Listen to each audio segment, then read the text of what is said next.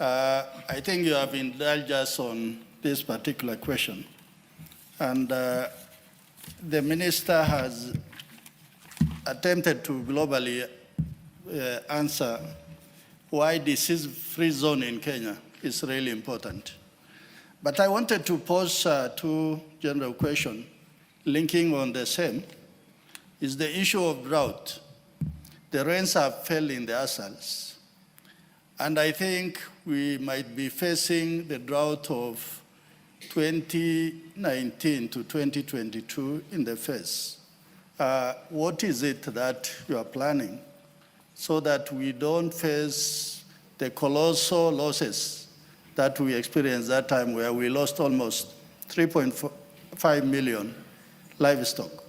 And also, last year, there was the Livestock Board that was gazetted, which corollary will be really helpful to your work in the sector of livestock. And we don't hear anything about them. Are they there? Is it active? Has it been operationalized? Please respond to us, because as livestock keepers and people from Asal, we are really concerned that Livestock Board is not in place. Thank you, Honorable Speaker. Mr. Speaker, from the outset, as I said, I was not intending to respond to this particular question because I'm not ready with the details that the members would like to have, and I do commit to giving all the details that have been asked for. But let me just say this for in terms of policy establishment, policy area, that in terms of the drought, Mr. Speaker, indeed, the members are right that it's been a debate every year in, year out. The proposal that is there, beings, that is why we have got the National Cereals and Produce Board, where we store feedstuffs. There's only one way that you save somebody, beings. That is why we have got the National Cereals and Produce Board, where we store feedstuffs. There's only one way that you save somebody or an animal if there is a drought. There has to be foodstuffs or feed that has been saved and has been put aside for the animals. And Mr. Speaker, what we have established is feedlots.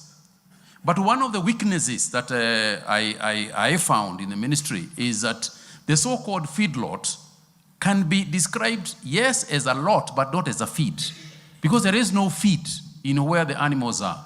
We have proposed to the county governments going forward, in each of the feedlots that we establish, let us also establish a huge go-downs of hay and silage where we can keep feedstuffs, because it is cheaper to buy feedstuffs during animal feeds, during the high season. For example, during the rains, there is a lot of silage and feeds across the country, and it all dries up together.